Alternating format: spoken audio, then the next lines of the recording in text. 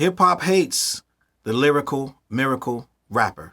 But now, in an era where song crafting is prioritized over a dazzling 16 bars, fans have other ways to measure interest in an artist. In fact, it could even be seen in the aftermath of the Nas vs. Jay-Z beef, as while Esco's brutal diss track Ether outshone Jay's attempts to best his enemy on wax, Hove continues to eclipse Nas to this day. In a nutshell, the fact that Jay has found himself held in higher esteem than someone who single-handedly out-rapped him proved that even when bars were seen as sacred, they weren't enough to guarantee a victory when your fellow artists excelled in the other sides of the game. As a result, rapping with technical skill and relying on it as a selling point even has its own derogatory term that's come to represent the younger fans' equivalents of mumble rap. Spawned by much of Eminem's later career, in which he seemed to be emphasizing using as many rhymes as possible, while hip-hop's new faces were using as few words as possible, Rappity Rap caters to those who try to repress the change in what the general public deems to be cool. Speaking of Needle Drop's Anthony Fantano, rapper Screwface Jean believed that those die-hard fans have been duped into thinking that speed or technical ability equal quality. They don't know what is being said, but for some reason, they're just trained to think it's good. It becomes only a problem when it's Playboy Cardi, Uzi, or somebody like that, and they can't hear it. Then it's garbage. But when they can't hear that, like flippity flippity, then it's good. It is the same lyrical content. You're at the end of the 16 bars, you're at the same place. You don't learn anything more about the person. You don't learn about what he feels. The furthest they'll go, they're being deep, is saying, why is it that the industry likes these people but doesn't like us? One is choosing to say it in 100 words, one is saying it in 300 words, but it's the same content. It's the same thing. Lil Yachty acted as a mouthpiece for a new generation when he controversially declared what his intentions for his upcoming project were. It's just fun. It's not serious. I hate serious rap. It's so boring. Serious rap music puts me to sleep.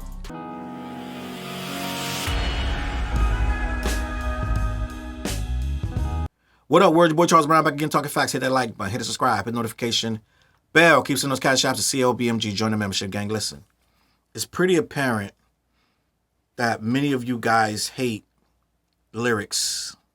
And I know the lyrics is a subjective word. It is a basic word that can describe many different aspects of hip hop. But gang, they're running scared of this lyrical thing. It is a threat to the establishment, the status quo. A lot of people feel like if that shit comes back, we ain't gonna be able to eat. And a lot of these fans are looking at it like, oh, Unc just wants to hear that lyrical miracle whip, right? And at this point, there is nothing that can undivide this to the degree where it's going to be almost one of the most divisive subjects. People are now actively cheering to see lyrical rappers not do so well in sales, not realizing lyrical rappers don't rap for sales. And that's going to be the conundrum that has always been a conundrum. I'm not going to sit here and act like ever since the 80s we have been comparing the lyrical rapper versus the commercial rapper, right? We've always had a disconnect, a divide, where someone was really, really representing the streets, right? Where the ghetto boys were representing the streets, right? Whereas a Tone Loc would come along and he's doing the wild thing, or a young MC would come along and he's doing his thing, So it's like we always had a conundrum, whereas what was real, what was fake, back when Q-Tip say, what you say, hammer proper, right? So when Tribe Called Quest was looked at as one of the best underground, that word was literally invented to describe people who really stuck to the culture, stuck to the code in such a way where they were keeping the tradition of just lyrical, miracle type of rapping. They invented that word underground. This is back in the early 90s, late 80s, where they had to determine why that person wouldn't sell records like a Vanilla Ice, right? Why can't Black Sheep sell records like MC Hammer or one of these bigger artists, right? Well, they have to be underground. Yeah, that's it. It's because they're doing something that is very niche, is not mainstream. So it must be a reason. So they started calling us underground, and we wore it like a badge of honor. And a lot of us took a great deal of pride in being underground, but at the same time, that was almost a moniker that was going to get you literally. I think blackballed is a strong word, but labels weren't trying to deal with a lot of underground. Only a couple people that came out of nowhere, like Loud Records and Jive RCA, different records labels that took on that underground with a KRS-One. Now I'm gonna be honest, Jive went commercial after a while, but some of these labels took on Sleeping Bag Records and different things of that nature. They took on that underground thing and made it work for what they were looking for. But for the most part, the major labels weren't signing these guys. So these underground rappers were having to go independent, which is created a whole different. A lot of this stuff was created out of necessity. People are like, oh, I'm independent, da da da. I'm indie. I'm selling music out the trunk. Well, a lot of that started because people were forced to do that. And people had no choice because they weren't getting signed. They were walking in these labels and walking out these labels with no deal. So a lot of us who were on that Lyrical Miracle tip, right? I'm sitting here as one of the biggest Chill Rob G fans you're ever going to see. But end of the day, Chill Rob G was the epitome of Lyrical Miracle. And I loved Lyrical Miracle, but he wasn't going to get no whole lot of play, right? And what happened was, the saddest story in hip hop is Chill Rob G, because his lyrics were used for the Power remix, right? They went and took some label from overseas, took Chill Rob G's verse, Strong Void, Without Knowledge, or like whatever, and they made the Power. They used his lyrics without permission, put out a whole house record, and that record became one of the biggest records in the world with Lyrical Miracle lyrics to it. So Chill Rob G had to sue that label to get the rights reverted back to him. They went so far as to have to take another rapper named Snap and put him on the record in place of Chill Rob G, because they didn't want to pay Chill Rob G, but he ended up getting paid at the end of the day. But at the same time, that is a story of how strong Lyrical Miracle rap can be if done right. But he had to go and sue these guys because they just stole it from him and made it pop. That's one of the biggest pop records. Look up The Power, right? So at the end of the day, Lyrical Miracle rap has always had a place. And at one point back in the 80s, it was a stronger...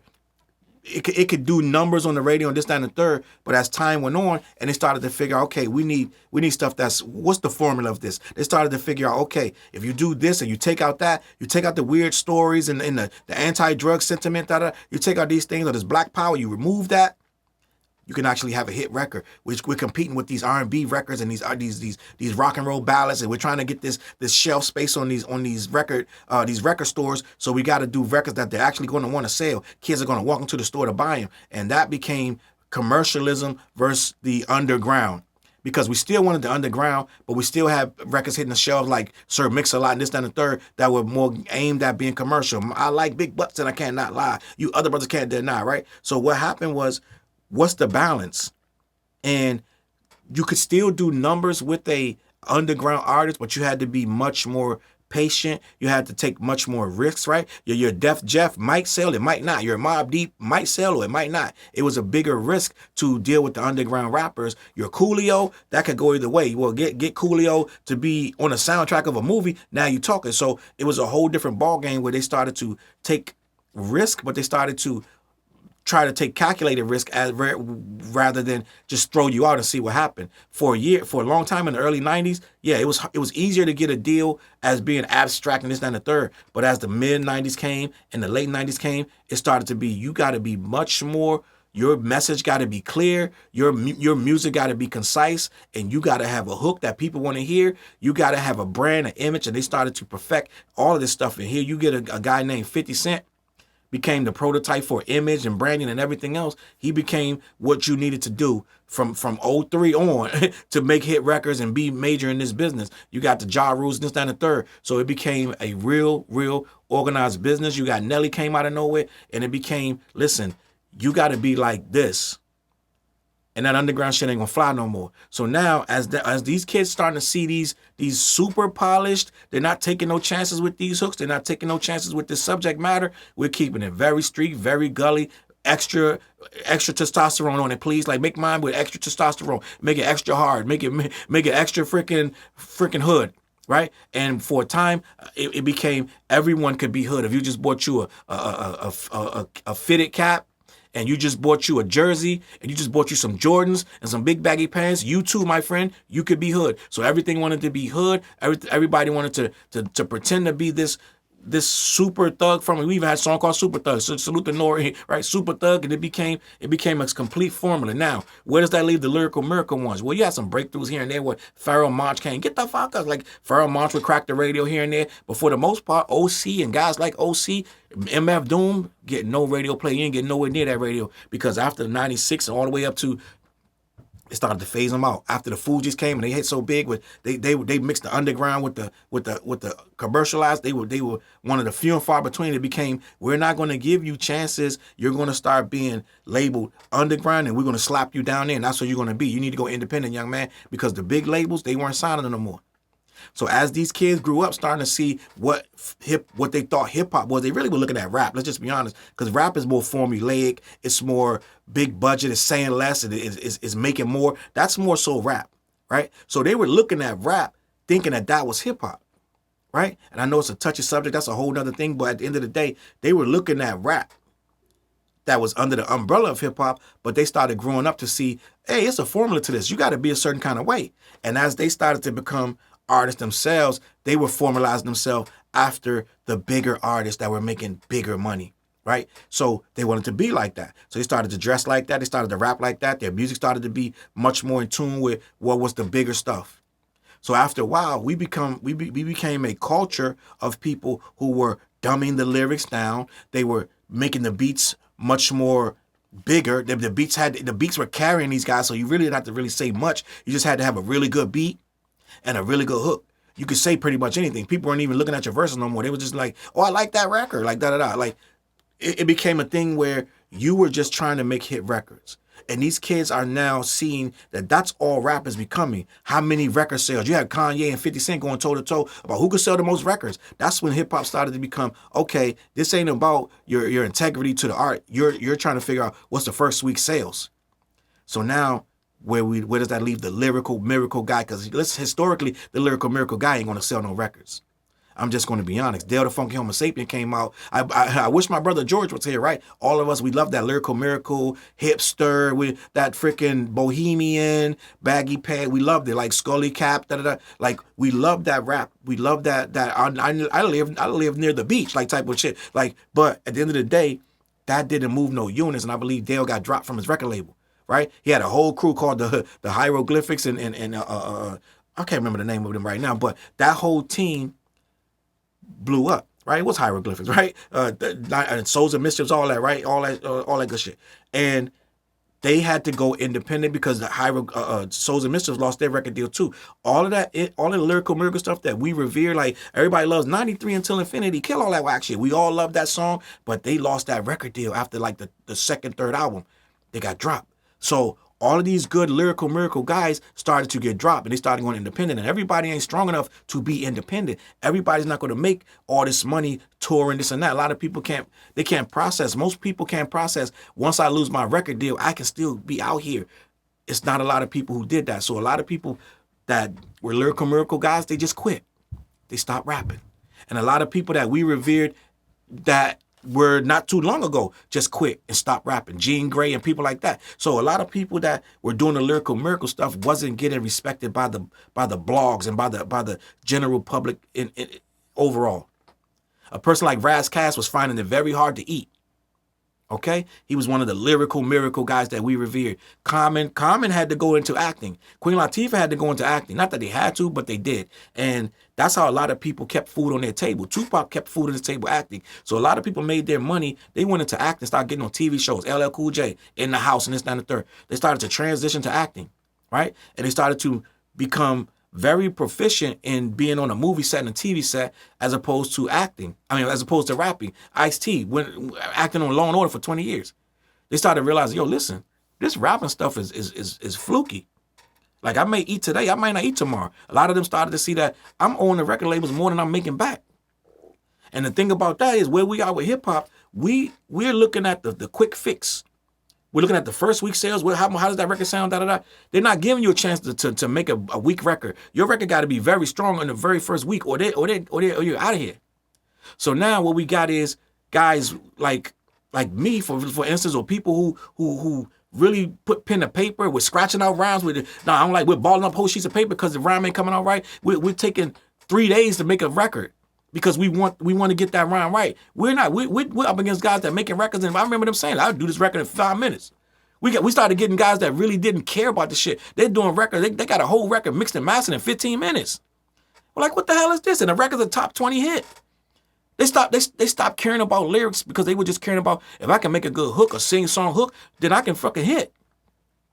And the fans started to feel the same way. They like, why am I listening to all this rapidy rap and all this da-da-da-da when this guy got a bigger record and we're jamming over here? A lot of college parties were led by big records that didn't really have a lot of rhymes under it. So it's like, why would we listen to all that when it's not as fun? Like we don't want to think about this shit. This shit, like I got class in the morning. I could listen to all this moon, stars, and quasar shit in my goddamn physics class. I don't need to hear this shit on no rap record. So it became that a lot of people, let's just be honest, that really weren't in the culture to begin with, were starting to just fund the destruction of the culture, because a lot of people were physically buying records and physically going to get CDs and tapes and this, that, and the third of stuff that wasn't up to par. So that made it, if I'm an exec and I'm like, well, hey, Joe Schmo and them, I got the Dalmatians over here, they going to sell 100,000 units, and Joe Schmo, he ain't going to do 15,000. So why would I put any money to Joe Schmo? I would just drop his ass. You know what I'm saying? So if all these kids and these young people are buying the stuff that is as ABC 1, 2, 3, right? Some Barney, I Love You shit, why would we spend money on it? So therefore, the Lyrical Miracle guys, they can't get you to tap into them at the parties. They can't get you to tap into them at the college kids are putting their headphones on listening to it. But at the end of the day, that's on college radio, small stations with no signal. Like, you know what I'm saying? So that's who's listening to that shit, right? So they're not making no money. They go on tour. Nobody's coming. Or they got to do a small venue or hope a college books them and pays them. So now they're barely eating. So it's like, we're not doing shit. Like, it's like you saw Sophia started rapping. Started acting. So it's like Most Def started acting. So it's like that lyrical miracle stuff sounds great. And people, their fans are staunch. They're like, listen, a lyrical miracle rapper, his fans are going to be way more dedicated than anybody you've ever seen. Because they're very adamant about that guy. They love him to death. They'll go out to him. They'll buy his merch, this, that, and the third. But at the end of the day, it's not enough of them, right? It's not enough fans to keep this guy significant. It's not enough fans to keep his record deal active. And now he's independent. And then when you go look at his videos, it only has 10,000 views. You're like, damn, he fell off. And then you walk away. So now he's at a rock and a hard place. Now he lost his deal. Then his fans, it ain't enough for them. The very dedicated ones, they're still in the comments saying, yeah, keep going, Mikey, like whatever his name, they still love Mikey. But at the end of the day, the new fans are looking for how many sales did it do in the first week, or what's the video numbers looking like, or how many followers do he got, or what's he doing on social media. Then you get the guy that want to do the antics, right?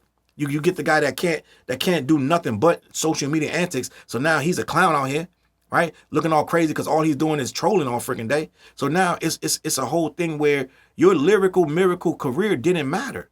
All you ended up was a damn troll or somebody that's sitting out here under a highway bridge or something. And so what we're doing is, it feels like hip hop lost its way. Now, even from day one, the lyrical prowess was something that had to be mixed with a certain level of commercialism for you to even survive. De La Soul had to have a certain level of commercialism. Yeah, that Daisy 8 shit was cool, but they had to have a Say No, and they had to have bigger records that actually move some units. Because Tommy Boy Records needed them to move some units. So it's a dirty dance, it's a thin line, and you could either be, you know what I'm saying, you could be casual, you know what I'm saying, or KRS, and it's something like where if you're not able to actually have that hit record that's going to keep your record deal, you get washed up out here. And guess what? Believe it or not, a lot of us found our artists in the record store. In the record store. There wasn't a lot of artists that you could find that weren't in that record store. So if he can't get that record deal and get that distribution, we're not hearing of you. It's just a fact. Yeah, we found OC, Andre the Giant, and all these people, but we found that when they got their record deals, when they were getting pushed by a major conglomerate. After that, it's hard to find that guy. Now we got streaming and this, that, and the third. Now you can find guys all over the place. Guys freaking San Jose, they can just make a record and boom. Now they online, da da da. But at the end of the day, it's so overcrowded and overflooded. Everybody's making music. Damn near everybody's underground at this point, because for you to be commercial, you need a big push from a major label, or you need to be really, really lucky and get a TikTok song or something of that nature. But at the most part, most of us that are independent artists are choosing to be independent because there's no other route. Right? We can throw our shit up on DistroKid and this, that, and the third, and try to make it and promote, push, click, and share all day. Yo, buy my thing, check out my new music, all sing every day. But that don't mean that people actually going to listen to it. They got so much other stuff to listen to, and in many of them cases, it's attached to a major label. So here we are, we're sitting there writing this stuff, blood, sweat, and tears, all this lyrical miracle shit, and we can't get it to the consumer. They got to really go look deep and try to find us. But guess what? They don't want to look deep because they got 14 playlists. All of them got Drake and somebody else on it. So it's like, here we are. We're trying to compete with UMG, who's actively making sure the radio's not doing it no more. So it's playlists. So now let us control all the playlists, right? And then you might get a lyrical miracle playlist here and there. But if I'm really, let's just be honest, if I'm really a person that loves lyrical miracle rap, I'm not even clicking your playlist. I already know what I'm looking for. They already in my thing lined up. I don't need to playlist curated by some guy at Spotify. So it's tough to get on these playlists anyway. And at the end of the day, they're not even checking for them. So let's just say, for shits and giggles, you get on that playlist and they start playing you, and you get some fans, da da da. It's hard to maintain that because it's so much coming out. It's thousands. I think the last count is like millions of songs come out every single day. It's so much shit out there to distract them, like squirrel, they all over the place, where it's almost impossible to build a real fan base. So now you're figuring out all the little gimmicks and gadgets and tricks and ways, this and that third. You get on some random ass playlists, right? And then you come to find out, they're botting this playlist. So it's now you're at risk of getting your shit. I got my whole album taken down on Spotify. Some random playlist took one of my songs and put it on there. Getting all these spins. Next thing I know, the whole album is removed. Because some random playlist started playing my shit. I didn't ask, I didn't pay them, I didn't look for them. They was like, yo, something hip hop, da da da. Put it on there, come to find out, Spotify flagged it and removed my whole album. So it's like you're playing a dangerous game where everything is up for grabs now, and it has you can't make no missteps or your shit is cooked. So it's like the lyrical miracle guy is out here putting pen to paper. At the end of the day, you're looking for a smaller monthly listener. Anybody should just listen to your shit. You're not expecting to make money at this point. You're just putting your shit out, hoping that another lyrical miracle nigga say that shit was dope, right? So right now you're doing this for accolades. Now some people, let's be honest, they figured out a way to game the system. Some people has figured out a way to hustle the system, lyrical or not. A lot of people are using bots of this, that, and the third to stick it to them, and I don't have no problem with it. If you can stick it to Spotify, do it. If you can stick it to Apple Music, do it. I have no problem with it. So at the end of the day, it is what it is because they stealing from you, gang. They paying you a fraction of what your music is worth. If they can pay you an honest living, then I would say, okay, do it honestly. But at the end of the day, they've been stealing from everybody, giving to the richer people, taking from the whole conglomerate and giving more money to Taylor Swift and these guys. So this been a thing for many years where you've been getting fraction of a penny for your spends, which has been unfair forever. So I don't care how people do it, but some people are making it where they can make money off this thing without no question. Now the simple fact of the matter is, I had this quote. And I wanted to talk about this because I went on Twitter and I went on Google and I was like, what's the definition of a lyrical rapper, right? I want to just get deeper. And I went to this page, it was on Rap Genius, right? And the very first comment was this dude named Lex On, right? His name is Lex On. And he said something that I was like, wow, this is crazy. The definition of a lyrical rapper to him was someone who lacks in everything except for lyricism. But most of the time, these lyrical rappers actually don't have anything worthwhile to say and just twist and turn their words. Use a bunch of big words to mask the fact that their music has no substance. And that's what these young kids think about the term lyrical. They think you're just saying a bunch of words. You're not really saying anything. It has no substance. You're masking that you can really rap because you're just using big words. Now, this is what these kids think. But this is a kid who don't want to be told lectures. He don't want to look no deeper. He don't want to hear it. And plus, it's from a different era. We used to actually have to think about what was being said. We were getting hit with so much knowledge. We had terms for that. Like, yo, you trying to kick knowledge, son? Da, da, da. They were kicking knowledge to us, and we were a very smart generation. That's why we don't accept a lot of shit that they have right now. So what he's saying makes no sense because he's not from that generation where we had to have substance. He's from a generation where they had little to no substance. This is that post 50 Cent era where it was dumbed down. It was very, we're going to make this very blunt. We're a blunt force object. We're just going to talk about hustling in the streets, get rich or die trying, da da da. And that's where he's from. So this is, to him, 50 Cent was never complex. He was never super lyrical. It was always, you touch me, I'm punch you, I'm gonna shoot you. Da, da. It was blunt. It was straight to the point. So they grew up on this where, yeah, it was dope, but at the same time, it was very, very, it was almost archaic to a degree, and it didn't have no real pin value to it. Let's just be honest. It was just straight up, I'm just going to rap the hardest I can rap. I'm going to say the roughest shit, and I'm going to keep it very simple and have a very good hook on it. And that's what it became. So now they're looking at lyricism in a bad way. Not to mention, they can't stand that Kendrick has brought it back. They're looking at it like a lot of us can't eat, and a lot of them can't eat. A lot of this shit that right now, that he's brought this back to a degree, people don't want to hear the ABC shit that they're making. So a lot of these records are suffering. These numbers are down. These sales are down. And that's the last thing they want on earth is for these sales to be down. So now we got a point where they got to actively try to clown it, diminish it, make it silly. Oh, y'all just lyrical miracle. Just the term itself, lyrical miracle, is a slur. It is an insult. So now it's to the point where they're trying to reverse the narrative where you could be smart with this shit. They don't like it. You know what I'm saying? They're at the point where these different rappers, like, let me see. The Roots, Diggable Planet, J Live, Talib, Jean Grey, you know what I mean? Reflection Eternal, A$AP Rock, J. Cole to a degree, you know what I'm saying? They missed the lift, and just people of that nature, Sage Francis, like people of this nature, J. Rooted Damage, Organized Confusion, Most Def, people that have something to say, they put in pen and paper, they're more lyrical, these people don't want to hear it. Black Star came out about 2 years ago with a very excellent album, right? It's all lyrical miracle shit, and it was one of the, like as far as lyrically, one of the most important releases as far as what they were saying, but most people don't want to hear that. Most people, it's like you're in a world where they don't want to hear spirituality, they don't want to hear nothing about church, they don't want to hear nothing about just this world overall beyond their surface level wants and needs. They got their own problems. They don't want to hear about everybody else. They don't want to hear that shit. So now we're in a world where you're doing too much, you're getting too deep, your numbers are going to go down. The audience you can even speak to is going to go down because most of these people, they're very self-centered and selfish, and they've been raised on a lot of trash music. So they think that, oh my God, this guy's trying to just double talk me into thinking that this shit is good. No, it is good, motherfucker. But what it is you're not able to hear it no more because you've been listening to so much dumb shit that you can't hear something that has some intelligence to it, and it's not entertaining to you. You need everything to be spelled out to you, very slow, very whatever, and now the lyrical miracle is now it's too much, it's too fast, it's too you're saying too much and it don't mean nothing. It's not that he's spitting words that you don't understand. It's that you don't want to.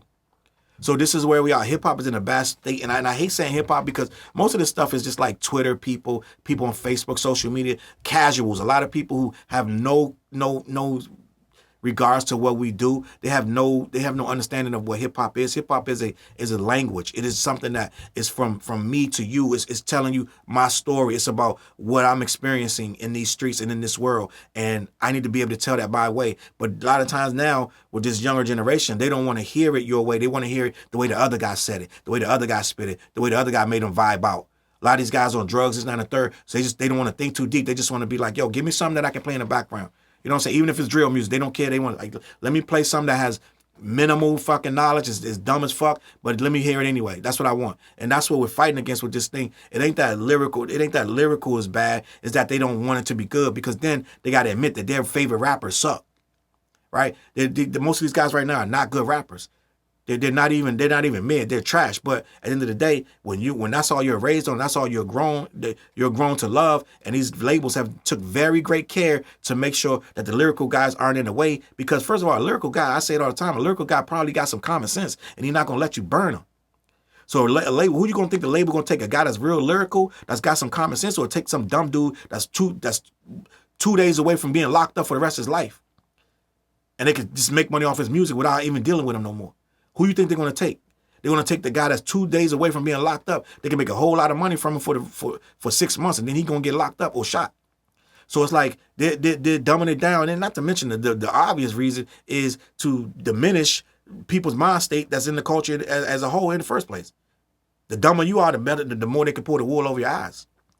But that's a whole nother subject, man. Listen, let me know what you think, man. I think lyrical rap is never going anywhere. Let's just be honest. It's never the Black Thoughts and the people like that. It's never going anywhere. We're always going to debate that. We're going to always have the topic there, lingering, da-da-da. But at the end of the day, you got to stop fighting these people who don't understand it. We just got to be who we are and preserve it the best way we can. You're not going to change the mind of someone who wants to be dumb, who wants to have ignorance as that's what they stand on. They stand on ignorance. They love ignorance. You're not going to change their mind. We got to stop arguing with them. We got to preserve what we do. Keep it special. It's like people like the Jedi, when they have all of their books and they put them on a little planet somewhere. If you want to read it, you can come there and read it. Other than that, we're not going to keep going across the galaxy trying to show everybody, yo, the Jedi's, we the shit. No, it's like, listen, our stuff, we have a little library of ancient teachings. If you want to fucking learn it, come to the library. We ain't bringing it to you. It is what it is, gang. Let me know what you think. CLBMG. Head on over to black-yeti.com. They got all kind of flavors and things of that nature. They ship all over the continental U.S. Let me know what you think, man. I need to see it in the comments, all right? Every Wednesday night, me, TJ, and Flares, we go live talking about the What Show, hip-hop, and things of that nature. We might discuss this. We might not.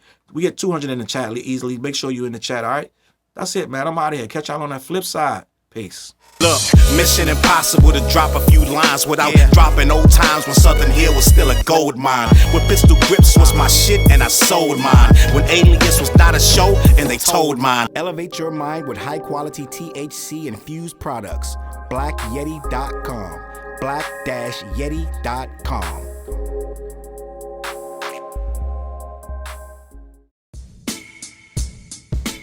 CLB.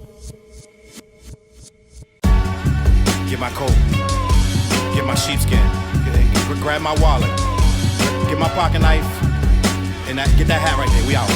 Grab my pocket knife too. Let's go. When I first came to the city, niggas didn't believe me. I just wanted to join a team and throw assist pass easily. 6 man off the bench, alley-oop pass freely. Suit up for one game and hope a scout might see me. But nah, niggas is greedy, wasn't rocking with him. Unplugged the scoreboard, put a lock on the gym. Told me to power forward, point guard at the rim. And left me with no center and a ball full of phlegm. Not knowing that I'm a dog, a Rottweiler within. With the heart of a pit bull that don't bark for pretend. My bites cut deep, break the bone and the skin. With the level of hustlenomics you do not comprehend. So first I took a block down on the west side end. And then secured a spot with some goons and some kin. And then sent out some flyers, let the games begin. And in 6 months time, the city like that's him. Oh,